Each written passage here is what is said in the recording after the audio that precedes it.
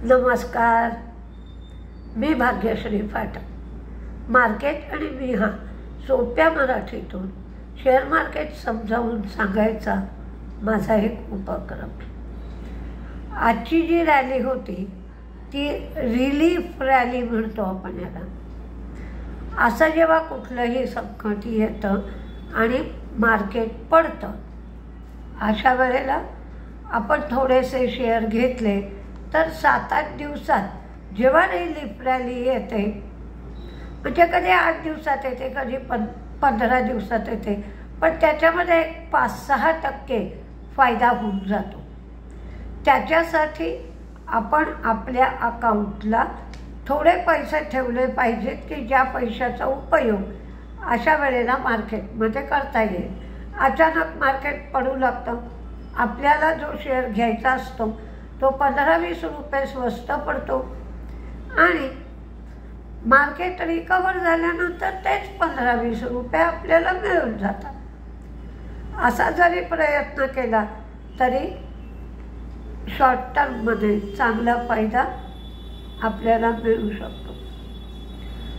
एक कमेंट होती की क्रूड वाढल्यावर काय होतं, क्रूड कमी झाल्यावर काय होतं.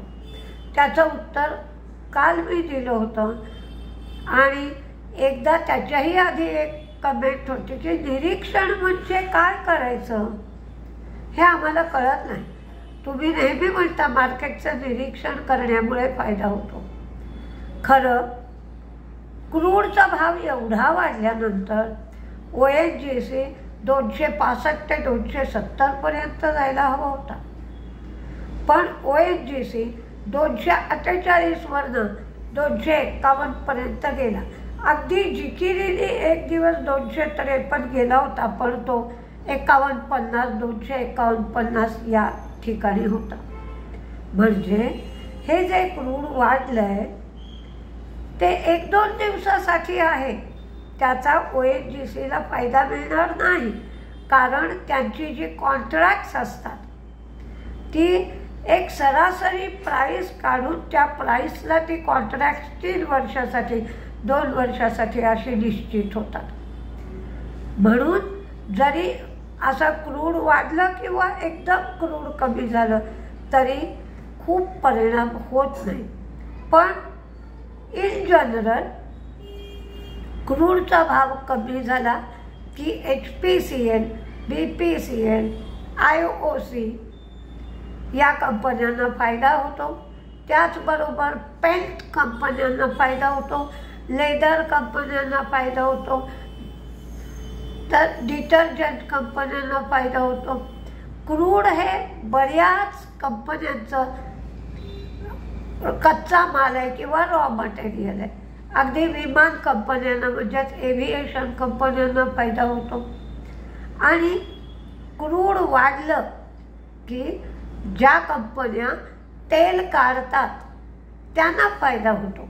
म्हणजे रिलायन्सला फायदा होतो, ONGCला फायदा होतो, oil India, Selan exploration, HOEC, Hindustan oil exploration, किंवा ज्या एक्सप्लोरेशन करणाऱ्या छोट्या छोट्या कंपन्या आहेत. म्हणजे सतत वाढायला लागलं, क्रूड सतत वाढायला लागलं की बाबा तुम्ही विहिरीतून जास्तीत जास्त तेल काढा बाहेर, तर अशा एक्सप्लोरेशन कंपन्यांना नवीन कॉन्ट्रॅक्ट्स मिळतात. तर वेदांताकडे सुद्धा क्रूड काढणारी क्रेन CRAIL ही कंपनी आहे. त्यामुळे वेदांताचा शेअरही क्रूड वाढलं की थोडाफार वाढतो.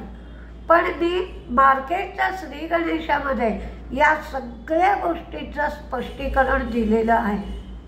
भाग 36, भाग 37 यामध्ये क्रूड भाग 1, भाग 2 अशा हेडिंगनी क्रूडला एवढं महत्त्व काय आहे, ब्लॅक गोल्ड असं क्रूडला का म्हणतात, सगळं दिलेलं आहे. तर जसा जसा तुम्हाला वेळ मिळेल तसे तुम्ही मार्केटच्या श्री गणेशाचे भाग वाचलेत तर शेअर मार्केट करायला तुम्हाला अडचणी येऊ नये. ग्लेनमार्क फार्मानी तेविंब्रा हे कॅन्सरवरचं औषध भारतात लॉन्च केलं.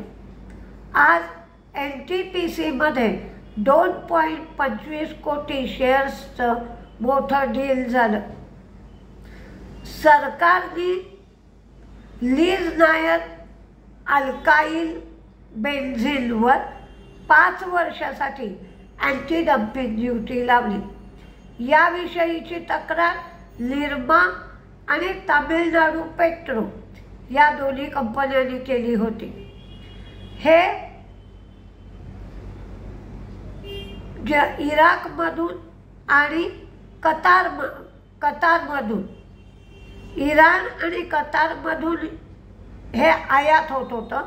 तर त्यांना 14 अमेरिकन डॉलर्स ते 62 अमेरिकन डॉलर्स एवढी ड्युटी लावण्यात आली. ग्लॅंड फार्माच्या विशाखापट्टणम JNPC प्लांटला US FDAने EIR दिला. अडाणी एअरपोर्ट होल्डिंग लिमिटेड हिला $1 बिलियन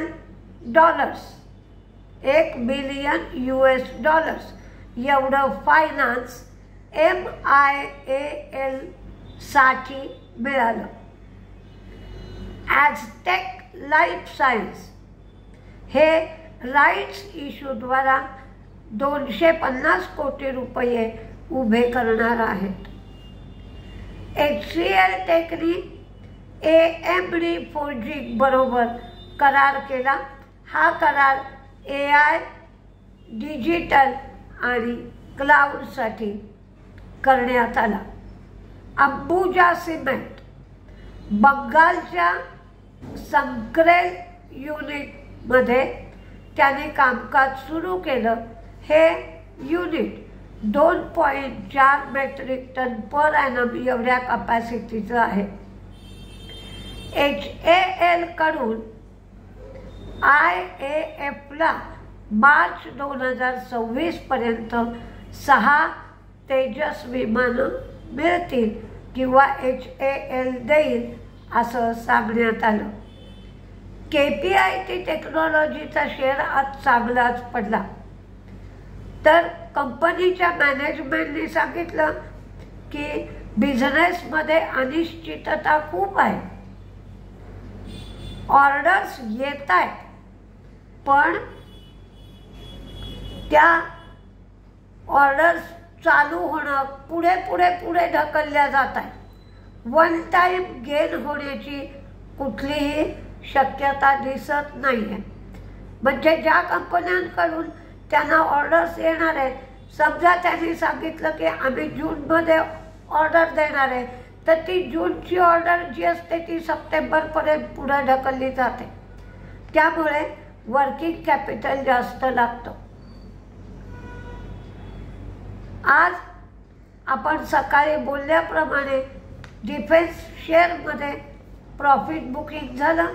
सुरुवातीला रेल्वे शेअरमध्ये तेजी होती. पण एक घटना लक्षात ठेवली तर आपल्याला दुसऱ्या वेळेला उपयोग होतो. भारत पाकिस्तानमध्ये जेव्हा ताणतणाव होता तेव्हा सीज फायर झाला असं जाहीर झालं आणि नंतर रात्री पुन्हा पाकिस्तानने हल्ला केला. ते अगदी दोन महिन्याच्या पूर्वीच झाली ही घटना. त्यामुळे आजही कोणाला सीज फायरवर विश्वास नव्हता. आणि तसंच सीज फायर झाल्यानंतर पुन्हा इराणकडून हल्ला झाला आणि म्हणून जे मार्केट 1000 पॉईंट तेजीत होतं ती 1000 पॉईंटची सगळी तेजी नाहीशी झाली आणि 40 पॉईंटची तेजी उरली. तिथे थोडंसं सावरलं गेलं आणि नंतर 150 ते 200 पॉईंट सेन्सेक्स एवढं तेजीत राहिलं. म्हणजे सीज फायर झालं खरं, पण त्या सीज फायरची अंमलबजावणी होईल की नाही याच्यावर कुणाचाही विश्वास नाही. काय होईल आणि काय नाही. आणि त्याचबरोबर ट्रम्प आता भारतावर पुष्कळ टॅरिफ लावेल, कारण ट्रेड डील काही होत नाही आहे आणि म्हणूनही जी तेजी झाली ती नाहीशी झाली असावी. तर या दोन्ही कारणामुळे सगळी तेजी शेवटी नाहीशी झाली आणि 25,060 या लेव्हलला मार्केट बंद झालं. आता उद्या पाहावं लागेल काय काय होतं इथे. त्यामुळे जर तुम्ही मार्केट पाहत राहिलात, बऱ्याच गोष्टी तुम्हाला समजून येतात की अचानक हा शेअर का वाढला आहे, किंवा सिमेंट सेक्टरमधले समजा सगळे शेअर वाढत आहेत आणि 1-2 शेअरच का वाढत नाही आहेत. तर मग ते शेअर का वाढत नाही आहेत याचं गुगल करून आपल्याला कारण शोधता येऊ शकतं, किंवा त्या कारणांचा शोध घेता घेता आपल्याला अनेक गोष्टी समजून येतात. तर तुम्ही असा जर मार्केट करण्याचा प्रयत्न केला तर तुमचं ज्ञान खूप वाढेल. म्हणजे जे खरंच मला वाटतं की कुठेच एवढी ज्ञानाची गंगा उपलब्ध नाही. शेअर मार्केटसाठी तुम्हाला प्रत्येक गोष्ट आवश्यक आहे की ज्याचा किमतीवर परिणाम होतोय. म्हणजे अगदी मानसिकतेपासून राजकारण, समाजकारण सगळं त्याच्यामध्ये येतं. डिमांड सप्लाय म्हणजे इकॉनॉमिक्स येतं, भांडणं येतात, सगळ्या गोष्टी मार्केटमध्ये येतात. तुम्ही ज्या क्षेत्रात नोकरी करत असाल त्या क्षेत्रातल्याच गोष्टी तुम्हाला समजतात नेहमी नोकरी करत असताना, बाकीच्या गोष्टी काहीही माहीत होत नाही. पण मार्केटमध्ये तुम्हाला 5 ते 6 हजार शेअरची त्या कंपन्यांची माहिती मिळते आणि त्याचा उपयोग तुम्हाला अर्थात पैसे कमवण्यासाठी करता येतो. म्हणजे ते काही नुसतंच ज्ञान नाही आहे, ते ज्ञान उत्पन्नामध्ये कन्व्हर्ट होऊ शकतं. त्यामुळे ज्ञानही होत आहे, मनोरंजनही होत आहे, उत्पन्नही मिळत आहे. त्यामुळे तुम्ही मार्केट लक्ष देऊन केलं तर तुमचा खूप फायदा होऊ शकतो. नमस्ते.